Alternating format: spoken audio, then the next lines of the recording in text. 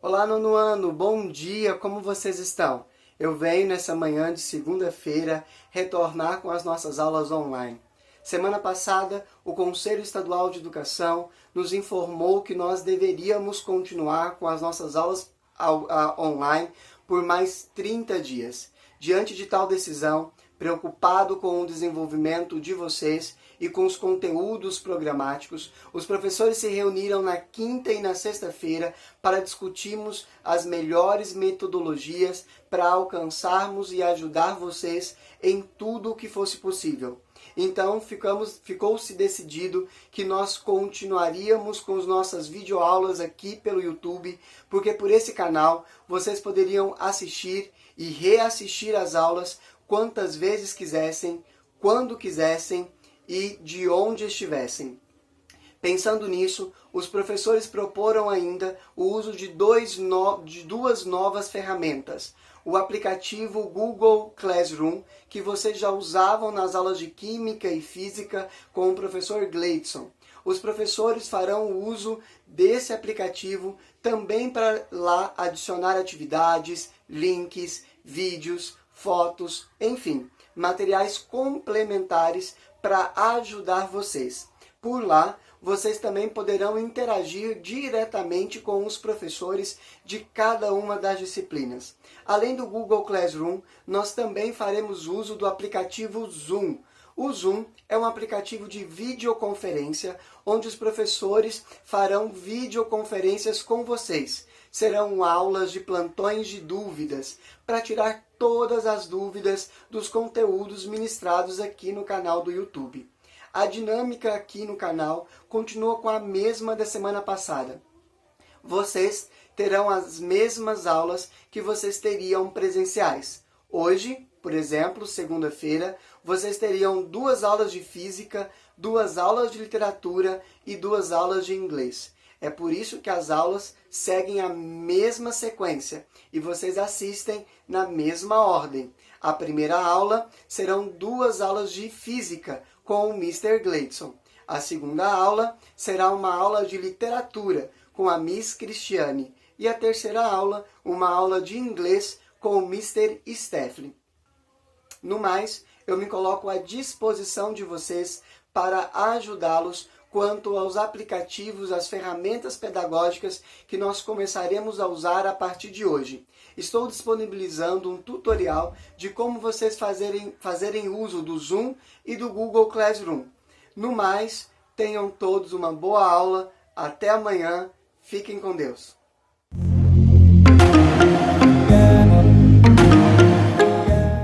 Olá, meu querido nono ano, bom dia, boa tarde, boa noite, dependendo do horário que vocês estiverem vendo essa videoaula. Pessoal, mais uma videoaula. O que eu trouxe para hoje? Hoje nós vamos fazer uma videoaula fechando o nosso conteúdo do primeiro bimestre, através da correção de algumas atividades que nós fizemos ao longo desse bimestre e fazendo um fechamento, um encerramento aí do que a gente viu de janeiro até agora, que é através das correções das atividades do Google Sala de Aula. Nós tivemos 2 formulários do Google Sala de Aula, e aí hoje nós vamos tirar para corrigir esses formulários. Corrigindo, a gente já vai revisando, vocês vão relembrando aí um pouco do conteúdo que a gente está vendo desde janeiro. E essa aula é bem importante, pessoal, porque numa futura prova, num futuro teste, essa correção de hoje vai ajudar, porque vocês ainda vão fazer em algum momento mais atividades sobre esse tema.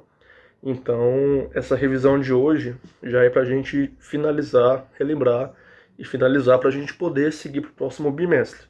Para a gente poder seguir para o próximo conteúdo, é importante que esse conteúdo do primeiro bimestre fique bem claro e que vocês não tenham esquecido dele. Eu espero que vocês tenham realmente aprendido.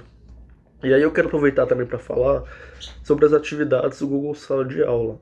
Ainda tem muitos alunos, semana passada nas videoaulas passei algumas atividades. Tem vários alunos que não me entregaram. Até o fechamento hoje dessa videoaula, eu tenho mais da metade da turma que ainda não me entregou. E meninos e meninas, essas atividades elas são avaliativas, elas valem nota. Nesse período aí de ensino à distância, o que vale nota é isso que vocês estão fazendo, assistir às videoaulas e fazer as atividades propostas. Por isso, no final da videoaula de hoje, eu explico sobre quem está devendo atividade.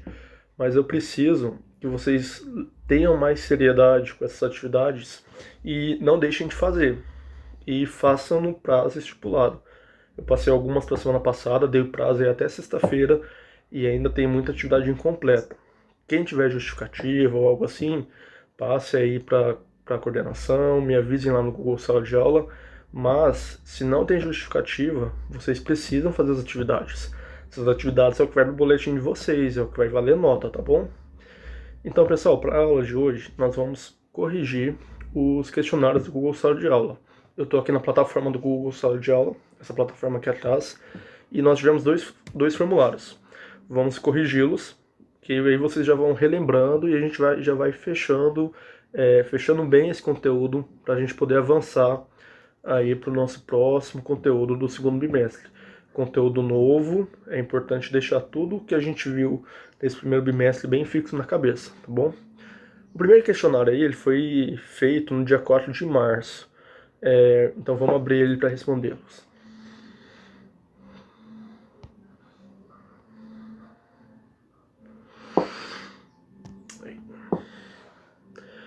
E aí, gente, daqui foi o nosso formulário, vocês devem se lembrar.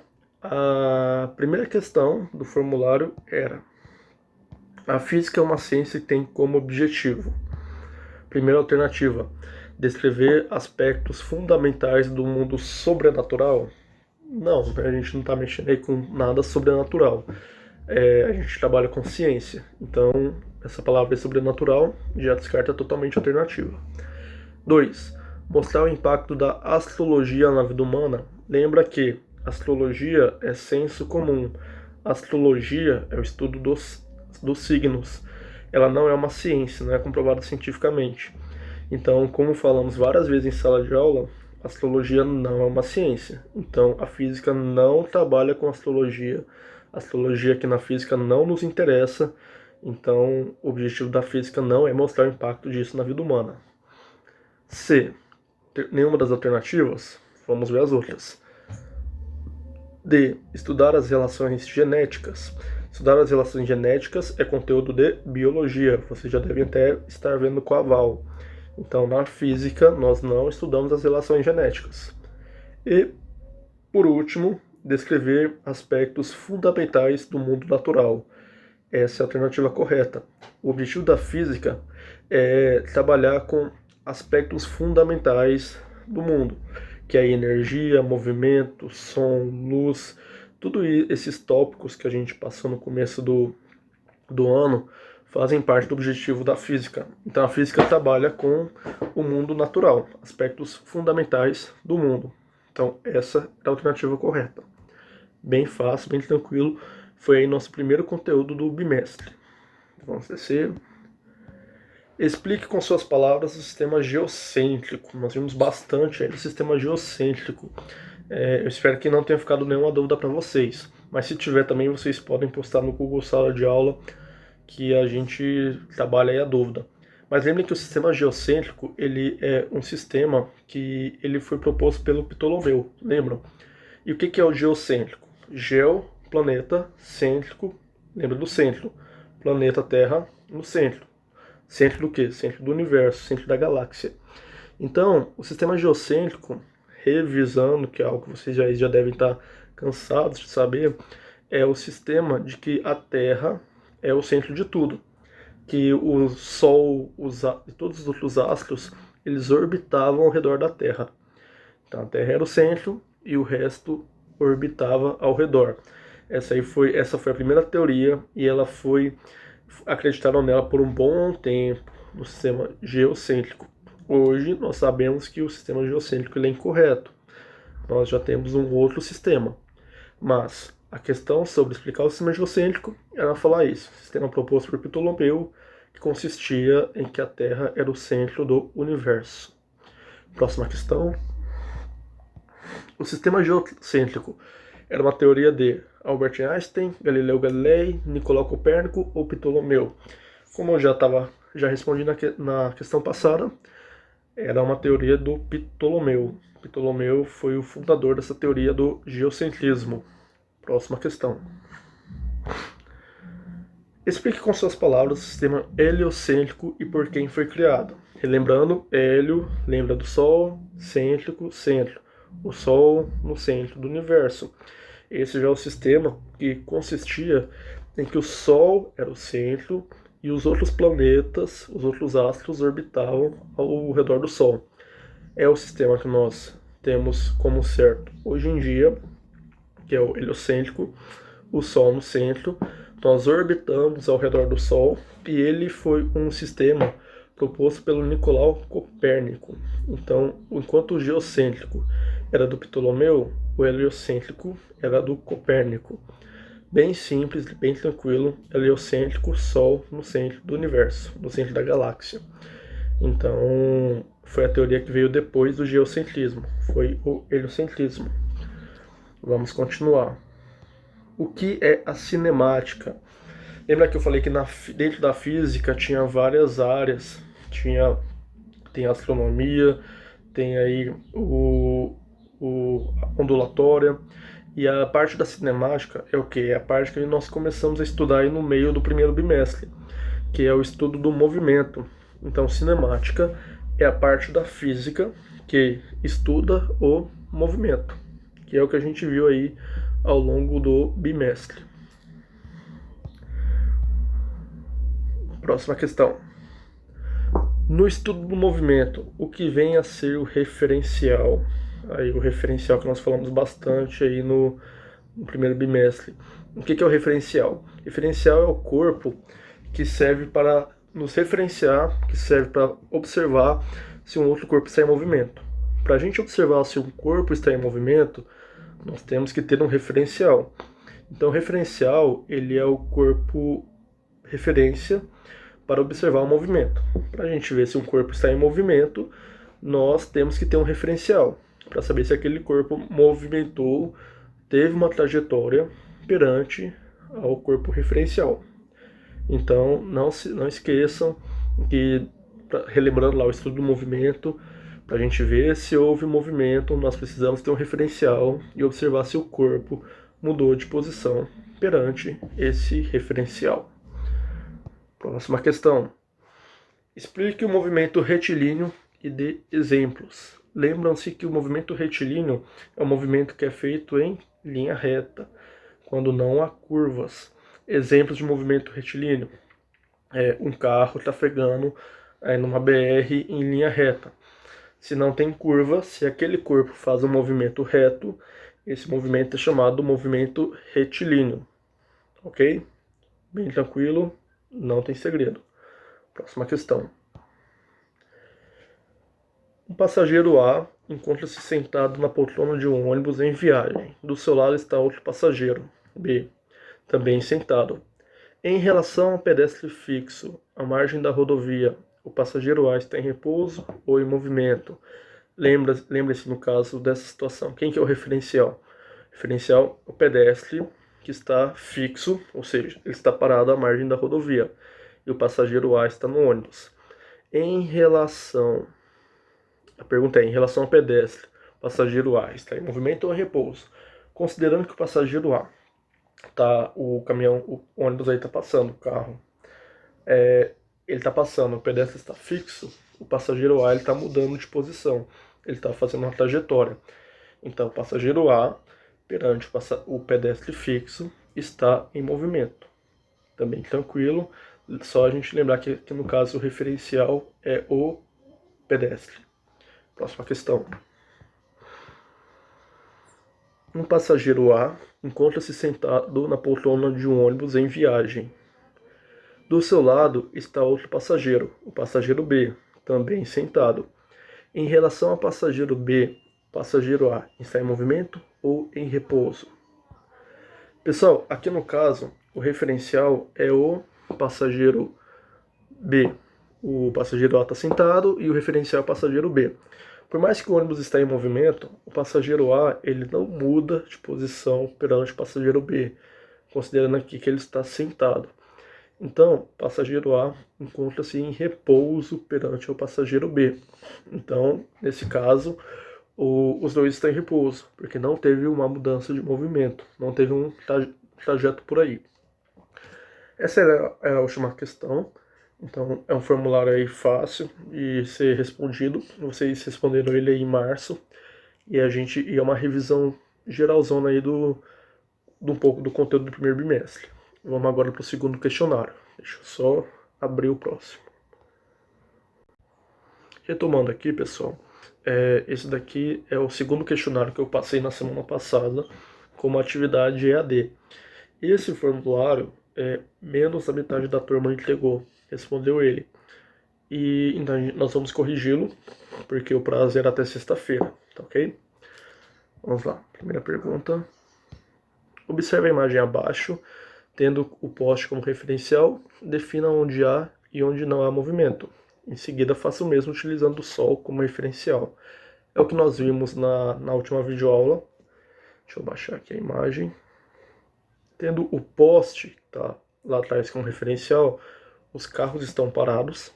Então os carros estão em repouso, não está havendo trajetória. E os pedestres que estão andando aí tanto pela faixa quanto pela calçada estão em movimento. Porque eles estão mudando de ponto, estão mudando de posição em relação ao poste. E em relação ao Sol, todos os objetos da cena estão em movimento. Por quê? Porque todos se encontram na Terra e a Terra está em movimento perante o Sol, tanto de rotação quanto de translação. Então, nesse caso, na segunda parte da pergunta, utilizando o Sol como referencial, todos estão em movimento. Tranquilo também? Sempre lembrando de observar o referencial para saber se o corpo está em repouso ou em movimento. Para a física, como observar se o corpo está em movimento ou em repouso? É o que nós estamos falando aí desde o começo da videoaula. Observar um referencial e observar se o outro corpo fez uma trajetória, mudou de posição. Se ele mudou de posição referente ao referencial, houve movimento. Se continua na mesma posição perante o referencial, está em repouso. Próxima questão. Essa é a tabelinha sobre grandeza vetorial e escalar. Lembrando que grandeza escalar é aquela que só tem o número e a representação, vetorial que pode ter sentido, movimento. Então, tempo, grandeza escalar, velocidade, grandeza vetorial, força, vetorial, temperatura, escalar, aceleração, vetorial. Nós até fizemos essa tabelinha na aula passada, então acredito que ninguém errou essa atividade. Dê 8 exemplos de situações em que ocorra um movimento retilíneo e 8 que ocorra um movimento circular. Entendendo que o movimento retilíneo é um movimento reto, que não tem curvas, a gente tem aí o carro andando numa BR, um atleta correndo uma maratona de 100 metros rasos. São situações em que não houve curva. E movimentos circulares são movimentos que já houve curva, que houve aí um movimento circular, semicircular. Se houve aí uma curva, ele é movimento circular. Se o movimento foi reto, movimento retilíneo. Também tranquilo. Eu acredito aí que vocês já não vão ter mais confusão com esses termos. Assinale a alternativa que contém apenas grandezas vetoriais. Primeira, tempo, velocidade e força. Velocidade e força é vetorial. Tempo é escalar. Próxima alternativa. Força, temperatura e aceleração. Força e aceleração são vetoriais, temperatura escalar. Não é essa. Temperatura, força e velocidade. Mais uma vez, temperatura é escalar. Terceira, velocidade, força e tempo. Tempo escalar. Não é essa alternativa. E, por último, essa daqui, velocidade, força e aceleração. Essas três forças aí são vetoriais. Então, nesse caso, essa é a alternativa correta. Tranquilo, né, pessoal? Atividade bem fácil. Conteúdo, na verdade, bem fácil desse primeiro bimestre. Agora nós vamos avançar para o segundo bimestre. Conteúdo novo.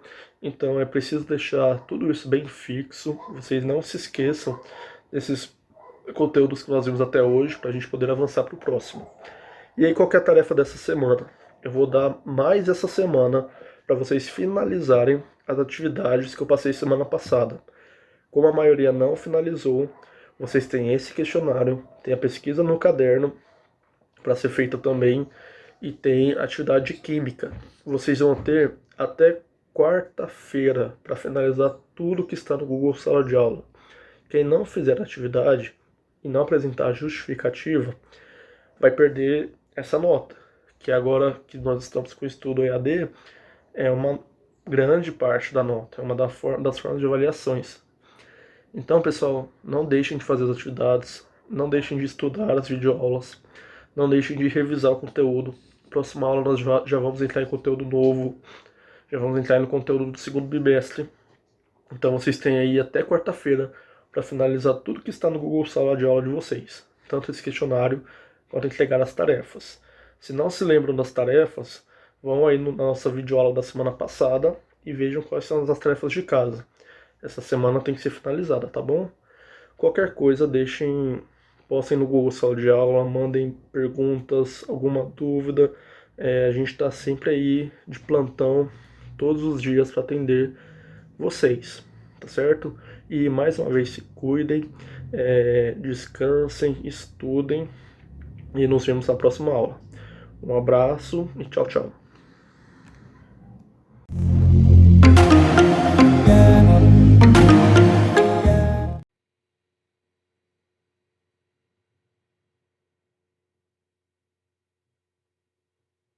Oi, tudo bem? Espero que esteja tudo ótimo. Hoje, segunda-feira, dia 6 de abril, seguindo o nosso horário aí de aulas, o nosso horário oficial, né? Nós temos duas aulas, o segundo e o terceiro horário, duas aulas para literatura. Então, essa videoaula corresponde a essas duas aulas de literatura. Semana começando, muita coisa pela frente, reiterando com vocês o compromisso de estarem deixando as atividades em dia, porque posteriormente todas elas serão corrigidas e avaliadas, tá? Então, tudo que vocês estão fazendo vale nota, do mesmo jeito em sala de aula, tá? Então, não deixem atividades acumuladas, então façam as atividades de acordo com o dia que elas são solicitadas, tá? Nessa tela aí, eu resumo aí para vocês de quais conteúdos, tá? Nós iremos trabalhar hoje na literatura. Então, nós temos aí 3 textos em sala de aula para serem trabalhados. O primeiro é Tirar do Ar Selfie, feita por Macaca. Está na página 4 e 5 e é uma reportagem. O texto seguinte é Fotos, Macacos e Deuses. Está na página 5 e ele é um artigo de opinião. E os exercícios correspondentes aos dois citados estão na página 6 e 8. O próximo texto para ser trabalhado, para ser interpretado, se chama Para Ana Maria Machado, falta às crianças um exemplo de leitor adulto.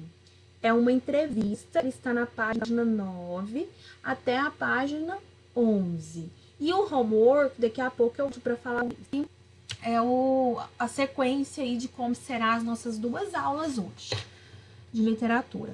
Então, aí nós temos aí o livro. Quero que vocês abram aí o livro de vocês. Agora, nós já vamos utilizar o módulo 2, tá? Então, aí, módulo 2. Esse texto aí começa aí na página 4.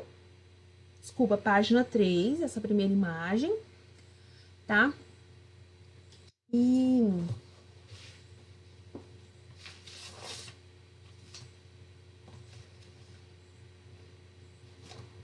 desculpa, gente, meu livro caiu aqui.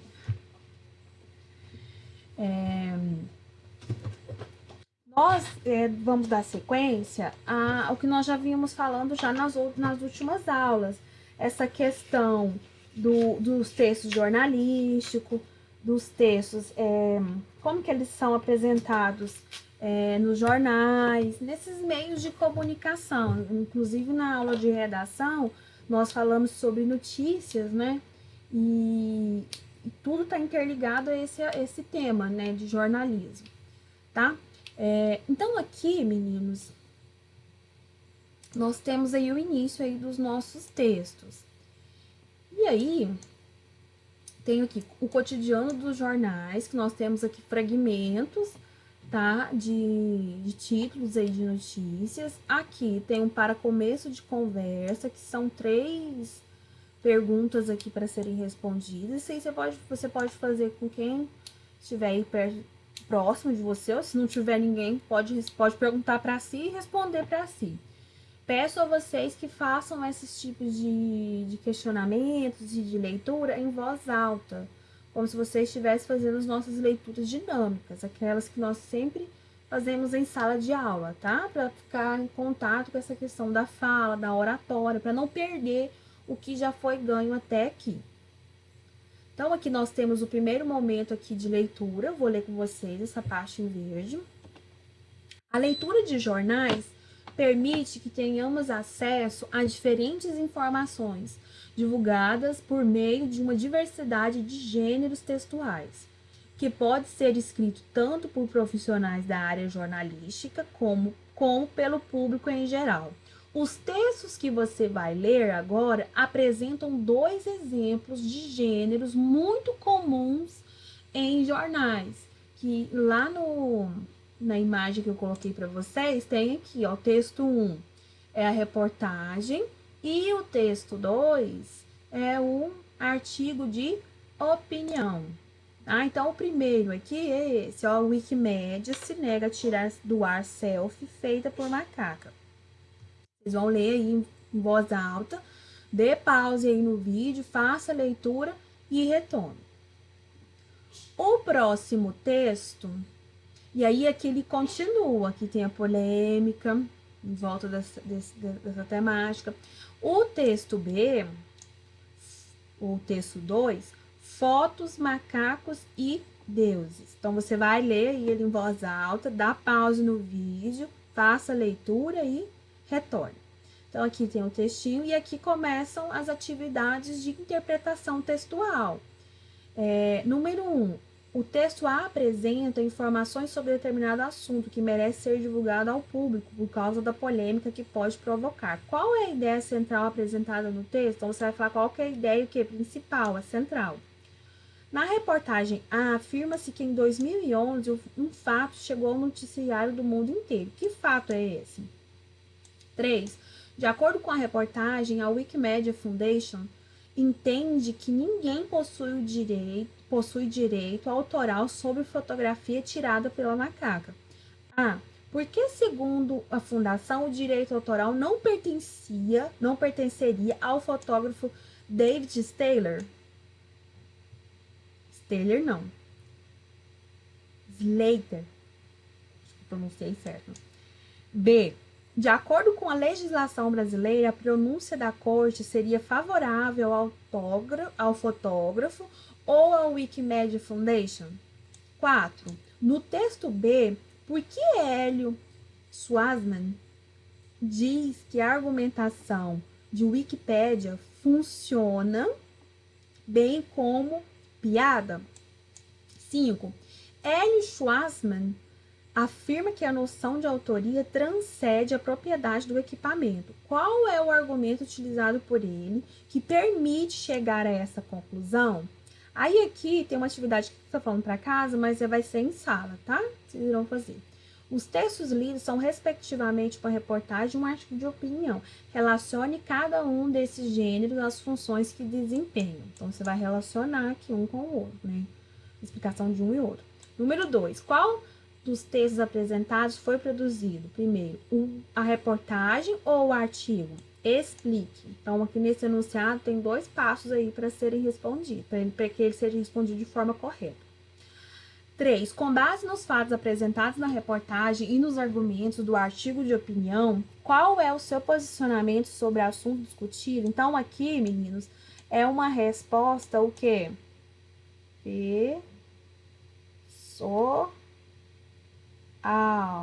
Tá? É a sua ideia, é o seu posicionamento, tá? Aqui tem uma explicação sobre a Wikimedia Foundation, tá? Discutindo ideias e construindo valores.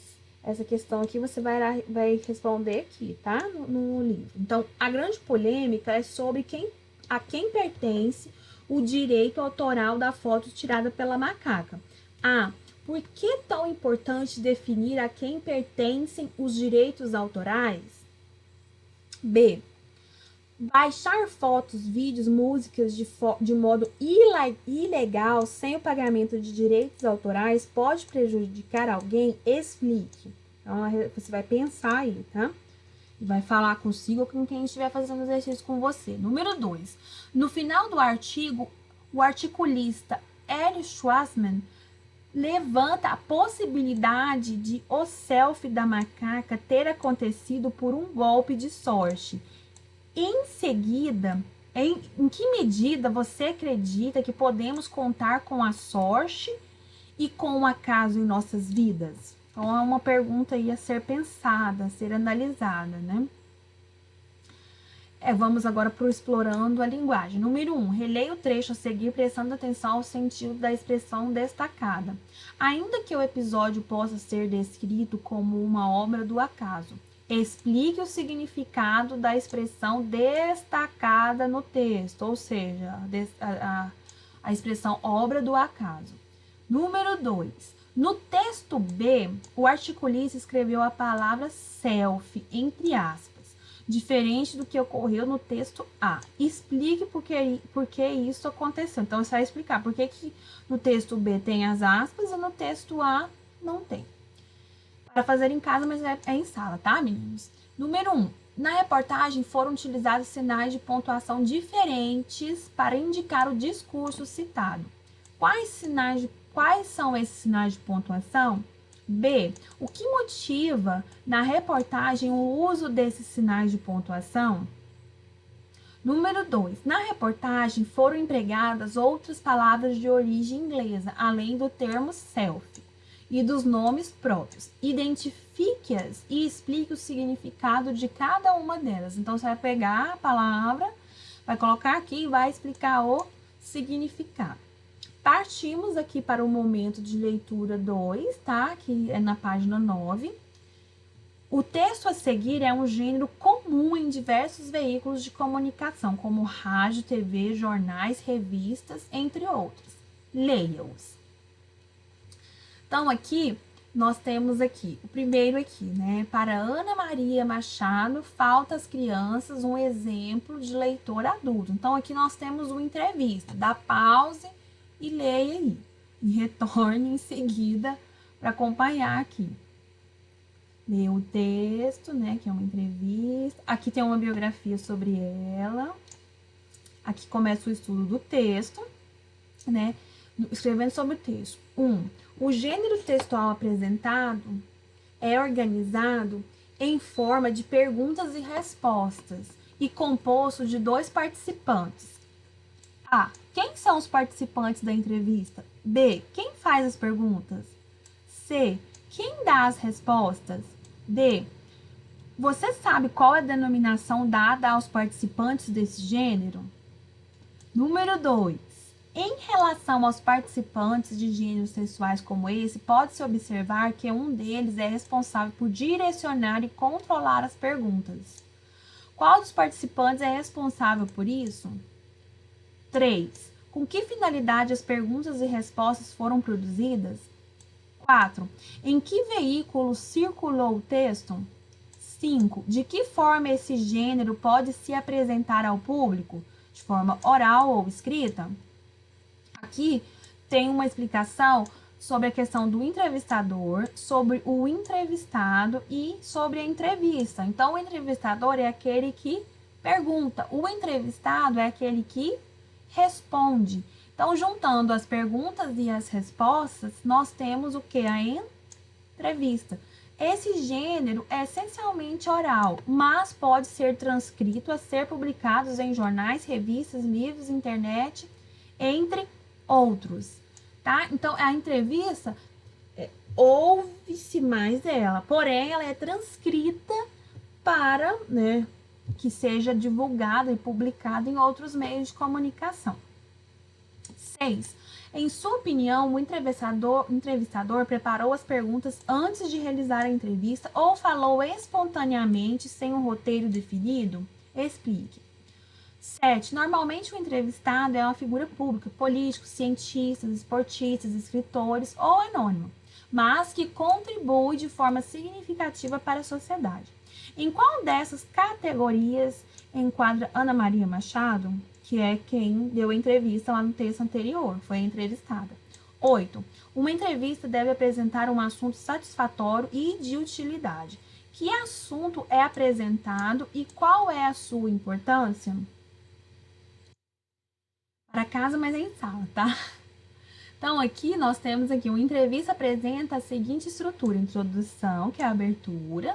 Depois nós temos o corpo da entrevista, que são as perguntas e as respostas. E o fecho, a conclusão, que é uma breve opinião do entrevistador sobre a pessoa entrevistada. Aqui, né, você vai identificar nesse texto aqui qual é cada uma dessas partes. Então, aqui nós temos aqui a flip. E aqui na número 2 vem assim, ó. E aí, voltando aqui. Quando fala se identificar, você pode sublinhar. Você pode circular, tá? Identificar, você vai mostrar, tá? Número 2, desculpa. O entrevistador pergunta à autora a respeito do mercado editorial brasileiro. Para ela, o que mudou no mercado editorial voltado às crianças desde a década de 1970 até os dias atuais? Tá? Então, você vai responder aqui, relacionado à entrevista, tá? Esse textinho aqui é sobre a Flip, tá? Acontece lá em Paraty. É uma feira literária famosíssima no Brasil e no mundo. Vem gente do mundo todo para participar, tá? E aqui só fala faz um comentário sobre a feira, tá? 3. Como Ana Maria Machado avalia a leitura de outras obras como Harry Potter? Aqui nós temos conversando com o texto, que vocês podem fazer aí com quem estiver perto. Aqui novamente discutindo sobre o texto, que é oral. Aqui nós temos mais exercício, que é o explorando a linguagem. Número 1. Em sua primeira resposta, Ana Maria Machado usa o termo típico da oralidade para iniciar seu comentário. Que termo é esse? Típico da oralidade, ou seja, são palavras que nós costumamos falar com frequência, mas elas são da oralidade, elas são da fala. Elas não são, por exemplo, se você fala né, o né é uma marca da oralidade, né? O né, ele não está presente na escrita formal, na gramática. Isso é uma marca da oralidade, é um vício de linguagem, tá? É só um exemplo aqui para ilustrar. A que classe gramatical essa palavra pertence? Essa palavra aqui, tá? 2. Observe nos trechos do texto. Então, tem o trecho 1 e o trecho 2. A. Qual o sujeito das orações? Sujeito é quem pratica a ação, tá? B. O que justifica o fato de, nos dois casos, o verbo haver ficar no singular e não concordar com as expressões no plural? Nós já falamos isso aqui também em sala. 3. Releia o seguinte trecho e você vai responder a quem os termos em destaque se referem. Quais são? Aqui, todo mundo. Quem que é esse aqui, todo mundo? Aqui tem mais uma atividade que é para ser feita em sala, tá? Assinale a alternativa cujo termo em destaque apresenta o mesmo sentido da palavra segmento. Naquela ocasião, no mercado editorial, praticamente não existia um segmento voltado para o público infantil. Então, você vai relacionar aqui você vai marcar a alternativa, cujo termo tem o mesmo sentido de segmento aqui no texto, que é esse segmento aqui, ó, tá? 2. Releia outro trecho da entrevista. Sublinhe qual das alternativas indica a ideia contida na expressão destacada. Que expressão é essa? Em nível. Aqui nós temos aqui uma explicação sobre a Academia Brasileira de Letras, para que vocês leiam em voz alta. E essas são as atividades para serem feitas em sala, tá, meninos? Vai até a página 15, ok? Aí agora eu vou falar com vocês sobre atividades de casa, voltando aqui na nossa tela inicial, homework. Pesquisar uma entrevista de alguém que você admire. Colhe em folha de papel A4 e em seguida tire uma foto e poste na sala de redação do Google Classroom. Então agora vocês terão essa ferramenta, eu sei que vocês já estavam utilizando com o Gleidson, vocês já utilizavam já em sala, mas agora vocês vão utilizar com todos os professores. Cada professor vai ter uma sala referente à sua matéria. Então lá vai ter um espaço para vocês estarem colando a foto dessa entrevista. Essa atividade é para a próxima aula, ou seja, segunda-feira da semana que vem, tá? Então, vocês têm uma semana aí para estar fazendo, mas lá na descrição, lá no Google Classroom, eu vou deixar direitinho lá o dia de entrega, tá? As informações. Então, você vai pesquisar aí uma entrevista de alguém que você gosta de mim. Pesquisou, copia ela, cola em uma folha de papel A4, imprime, né? Coloca lá na folha de papel A4. Não tem impressora. Você pode copiar na folha de papel A4. Tem impressora. Pode imprimir. Tem que imprimir e deixar lá as informações, cabeçalho, data e tudo mais, tá? E aí você tira a foto e cola lá, posta lá na nossa sala de redação, que eu estarei corrigindo e atribuindo nota. Tá bom, meninos? Então, essa foi a nossa aula de hoje, de segunda-feira, dia 6 de abril de 2020. Cuidem-se, deixem as atividades em dia, tá? Um abraço para vocês, um beijo e até a próxima. Beijo, tchau, tchau!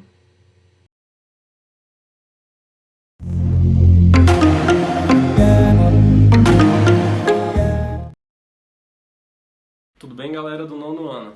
Passando aqui primeiramente para falar para vocês que além das outras plataformas que a gente já está fazendo uso para repassar o conteúdo para vocês também vão estar fazendo uso desses conteúdos no Google Classroom, na sala de aula que você já tem acesso, certinho? Só que agora todas as matérias. Então, inclusive, sobre esse conteúdo vai ter uma atividade para ser feita que vai estar anexada lá no Google Classroom, beleza? Não se esqueçam desse ponto. Vamos lá então, a parte gramatical que eu trouxe para trabalhar com vocês hoje é used to. Quando que eu vou fazer o uso do used to, dessa gramática? Sempre que eu quero dizer que eu era acostumado a fazer alguma coisa quando eu era criança, ou há 3 anos atrás eu era acostumado a fazer alguma coisa, eu vou ter que utilizar a gramática do used to. Vamos analisar alguns exemplos aqui, eu coloquei 3 exemplos no quadro para clarear as ideias. Então vamos lá. When I was a kid, I used to play soccer on the street. Então, quando eu era criança, eu era acostumado a jogar futebol na rua. So, when I was a kid, I used to play soccer on the street. Então, primeira frase. Segunda, I used to eat pizza in my uncle's house. Então, eu era acostumado a comer pizza na casa do meu tio. Eu era acostumado, I used to eat pizza, comer pizza in my uncle's house, na casa do meu tio. Third, the third example. I used to go to the farm when I was a kid. Eu era acostumado a ir para a fazenda quando eu era criança. Certinho? Então analisem que nós temos 2 estruturas aqui, ó, principais para a gente fazer essa análise rápida. Uma é que, na primeira frase eu utilizei vírgula quando eu comecei com a historinha. When I was a kid, e used to ficou em segundo plano. Porém, quando eu jogo used to para primeiro plano na minha frase, eu posso dizer ela direto, eu não preciso ficar colocando vírgula. Fechou? Então eu fiz isso nas 2 seguintes frases, ok? Essa eu não utilizei when I was a kid, mas na segunda sim. I used to go to the farm when I was a kid. Então, se eu coloquei o used to em primeiro plano, eu não preciso colocar vírgula na minha frase, certinho?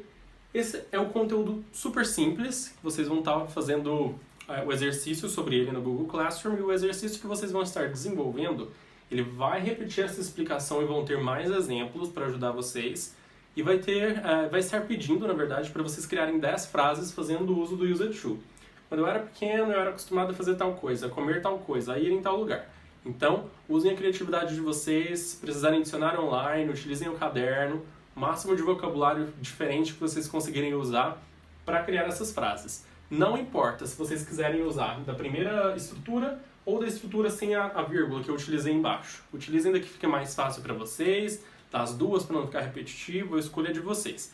contando que tenham as 10 frases fazendo uso da gramática used to. O importante é ter o used to na frase. Certinho? Até mais então, galera. Tchau, tchau.